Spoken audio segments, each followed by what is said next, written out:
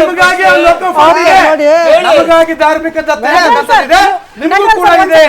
Clarity ತಗೊಳ್ತಾ ಇದ್ದೀನಿ, ನೀವು ಹಂಗೆ ಪಾಲಿಸ್ತೀರಾ ಅಂತ. ಅದಕ್ಕೂ ಮುಂಚೆ ನಾನು ರಜತ್ ಗುರುಗಳ ಸರಿ ಒಂದ್ ಸೆಕೆಂಡ್ ಬರ್ತೀನಿ ವಾಪಸ್. ನೀವು ಹೇಳಿದ್ರಿ ನಾನು ಹೋದೆ, ನಾನು ಏನ್ ನಿಯಮಗಳಿತ್ತು ಪಾಲನೆ ಮಾಡ್ಕೊಂಡು ಬಂದೆ ಅಂತ.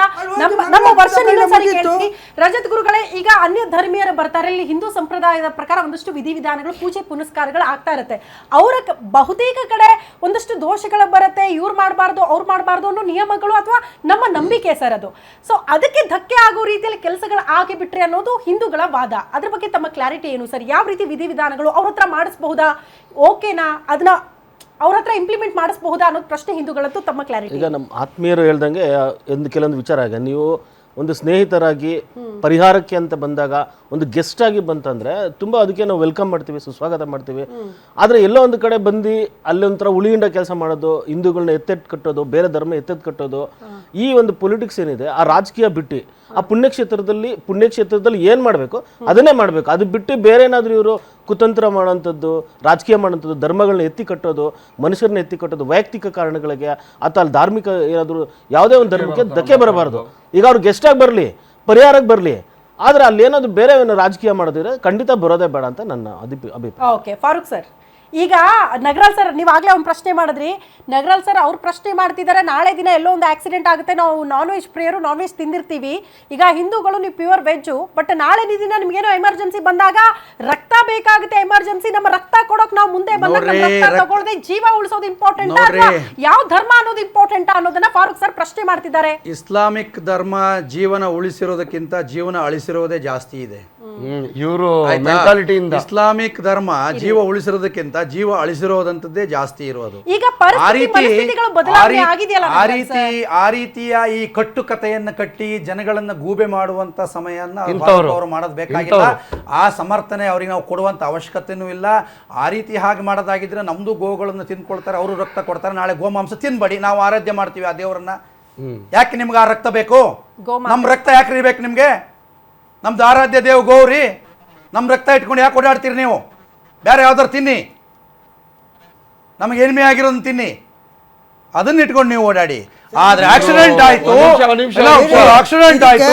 ಎಲ್ಲೋ ಬಿದ್ದು ಹೋಗಿದ್ದೀವಿ, ಕಟ್ಟೆ ನಮಗೆ ಬೇಕಾಗಿಲ್ಲ. ನಾನು ಹೇಳ್ತಿರೋದು, ನಾನೇ ಒಂದ್ ನಿಮಿಷ ನೀವು ಮಾತಾಡುವಾಗ ನಾನು ಮಾತಾಡಿಲ್ಲ, ಅವಕಾಶ ಕೊಟ್ಟಾಗ ನೀವು ಮಾತಾಡಿ, ನಿಮ್ಗೆ ಅವಕಾಶ ಇದ್ದಾಗ.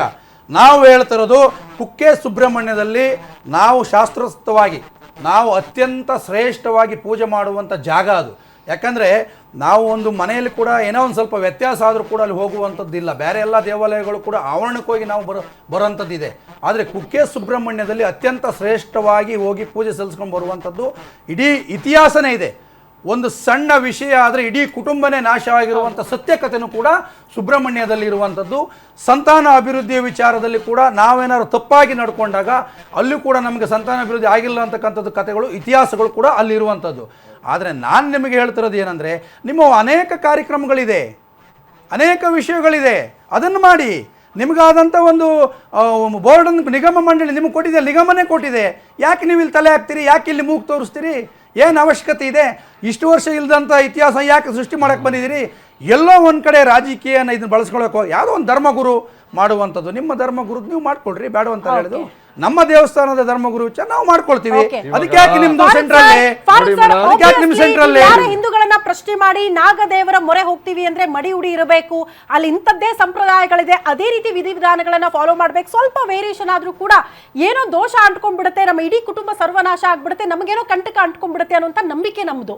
ಹಂಗಾಗಿ ಅಲ್ಲೇನೋ ಸಮಸ್ಯೆ ಆಗ್ಬಿಡುತ್ತೆ. ಇಲ್ಲಿ ಯಾಕೆ ಬರ್ತೀರಾ? ಎಲ್ಲಾ ಕಡೆ ಬರ್ತೀನಿ ಅಂತೀರಾ, ಬಟ್ ನಮ್ಮ ಹಿಂದೂ ಧರ್ಮದ ಸಂಪ್ರದಾಯಗಳಿಗೆ ಯಾಕೆ ಅಡ್ಡಿಪಡಿಸ್ತಿದ್ದೀರಿ ಅನ್ನೋದನ್ನ ಅವ್ರು ಪ್ರಶ್ನೆ ಮಾಡ್ತಿದ್ದಾರೆ. ಸಿಂಪಲ್ ಹೇಳ್ತೀನಿ, ಯುಟಿ ಖಾದರ್ ಅವರು ನಾನು ಬರ್ತೀನಿ ಅಂತ ಹೇಳ್ಬಿಟ್ಟು ಆಹ್ವಾನ ಕೊಟ್ಬಿಟ್ಟು ಹೋಗಿಲ್ಲ. ಪ್ರೀತಿಯಿಂದ ಅಲ್ಲಿರುವಂಥ ಯಾರು ದೇವಸ್ಥಾನಕ್ಕೆ ಸಂಬಂಧಪಟ್ಟಂಥ ಅಧಿಕಾರಿಗಳಿರಲಿ ಅಥವಾ ಅಲ್ಲಿರುವ ಪೂಜಾರಿಗಳಿರಲಿ, ಅಲ್ಲಿರುವಂಥ ನೋಡಿ, ನಾನು ಒಂದು ಮಾತು ಹೇಳ್ತೀನಿ, ಅವರು ಒಬ್ಬರು ಶಾಸಕರು ಪ್ಲಸ್ ಸ್ಪೀಕರು, ಅಲ್ಲೇನೋ ಅವ್ರಿಗೊಂದು ಕೊಡುಗೆ ಅಂತ ಸಿಕ್ಕಿರುತ್ತೆ ಅಥವಾ ಏನೋ ಒಂದು ಪ್ರೀತಿ ವಿಶ್ವಾಸ ಇರುತ್ತೆ. ನೋಡಿ, ಒಂದು ಶಾಸಕರು ಅಂದಾಗ ಪ್ರತಿಯೊಂದು ಧರ್ಮಕ್ಕೆ ಸೇರಿದಂಗೆ, ಇವರು ಬರೇ ಮುಸಲ್ಮಾನರಾದರೆ ಮುಸಲ್ಮಾನರ ಧರ್ಮಕ್ಕೆ ಸೇರಂಗೆ ಅಂತ ಅಲ್ಲಿ ಪ್ರತಿಯೊಬ್ಬರೂ ಗೆಲ್ಸಿದ್ರೇನೆ ಅವರು ಗೆಲ್ಲಕ್ಕೆ ಸಾಧ್ಯ. ಕರೆಕ್ಟ್ ಅಲ್ವಾ? ಇವಾಗ ಅವ್ರದ್ದು ಏನಾದರೂ ಒಂದು ಸಂಬಂಧ ಇರ್ಬೋದು, ಏನೋ ಒಂದು ಇರ್ಬೋದು. ಅಂತ ಇದರಲ್ಲಿ ಅವರೇನೋ ಒಂದು ಪ್ರೀತಿಯಿಂದ ಕರೆದಿದ್ದಾರೆ, ಆಹ್ವಾನ ಕೊಟ್ಟಿದ್ದಾರೆ. ಹೋಗೋದು ಹೋಗದೆ ಇರೋದು ಅವ್ರಿಷ್ಟ. ಹಂಗೇನಾದರೂ ಅಪ್ಪಿ ತಪ್ಪಿ ಉಲ್ಲಂಘನೆ ಏನಾದರೂ ಮಾಡಿದ್ರೆ ನಾವು ಸುಮ್ಮನೆ ಕೂತ್ಕೊಳ್ಳಲ್ಲ. ಯಾಕಂದರೆ ಯಾವುದೇ ಧರ್ಮಕ್ಕೆ ಧಕ್ಕೆ ಬರೋ ಥರ ನಾವು ನೋಡ್ಕೊಂಬರ್ತೀವಿ. ನೀವು ಪ್ರೀತಿಯಿಂದ ಕರೆದಾದ್ಮೇಲೆ ನಾವು ಅತಿಥಿಯಾಗಿ ಬರಬೇಕು ಹೊರತು ದ್ವೇಷನ ಮನಸ್ಸಲ್ಲಿ ಇಟ್ಕೊಂಡು ನಾವು ಬರಬಾರ್ದು. ನಾವು ಅತಿಥಿಯಾಗೇ ಹೋಗ್ತೀವಿ, ಅತಿಥಿಯಾಗೇ ಬರ್ತೀವಿ. ಓಕೆ, ನಮಗೆ ಪ್ರೀತಿಯಿಂದ ಕರೆದಾಗ ನಾವು ಖಂಡಿತ ಹೋಗ್ತೀವಿ.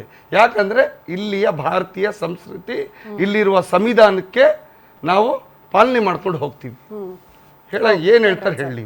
ಹಾಗಿರೋದಾಗಿದ್ದರೆ ಇದೇ ಧರ್ಮಸ್ಥಳಕ್ಕೆ ನಾವು ಆರಾಧಿಸುವಂಥ ಶಿವನ ದೇವಸ್ಥಾನಕ್ಕೆ ಸಿದ್ದರಾಮಯ್ಯ ಅವರು ಕೋಳಿ ಮಾಂಸವನ್ನು ತಿನ್ಕೊಂಡು ಹೋದಾಗ ನೀವು ಹೇಳಿದ್ರಿ ತಪ್ಪು ಮಾಡಿದರೆ ಖಂಡಿಸ್ತೀವಿ, ಮತ್ತೆ ಯಾಕೆ ಖಂಡಿಸ್ಲಿಲ್ಲ ಅವತ್ತು? ಆ ರೀತಿ ಹೇಳ ಅವರೇ ಹೇಳಿದ್ರಲ್ರಿ ತಪ್ಪು ಮಾಡಲ್ಲ ಅಂತ ನೀವು ನೋಡ್ತಾ ಇರ್ತೀರ ಅಲ್ಲೇ. ಒಂದ್ ನಿಮಿಷ ಮೇಡಮ್, ಅವ್ರು ತಪ್ಪು ಮಾಡಲ್ಲ ನೋಡ್ತಾ ಇರ್ತೀರ. ಕೆಲವು ವಿಚಾರಗಳಿರುತ್ತೆ, ಅದನ್ನ ಹೇಳ್ಬೇಡಿ. ಬರುತ್ತೆ, ಕೆಲವು ವಿಚಾರಗಳು ಬರಲ್ಲ. ಇವತ್ತು ನೋಡಿ ನಾವು ಮಾಧ್ಯಮದಲ್ಲಿ ಇಲ್ಲಿ ಕುತ್ಕೊಂಡು ಚರ್ಚೆ ಮಾಡ್ತಾ ಇದ್ದೀವಿ. ಧರ್ಮದವರಿಗೆ ಹಿಂದೂ ದೇವಾಲಯದಲ್ಲಿ ಎಷ್ಟು ಜನ ನೋಡ್ತಾರೆ,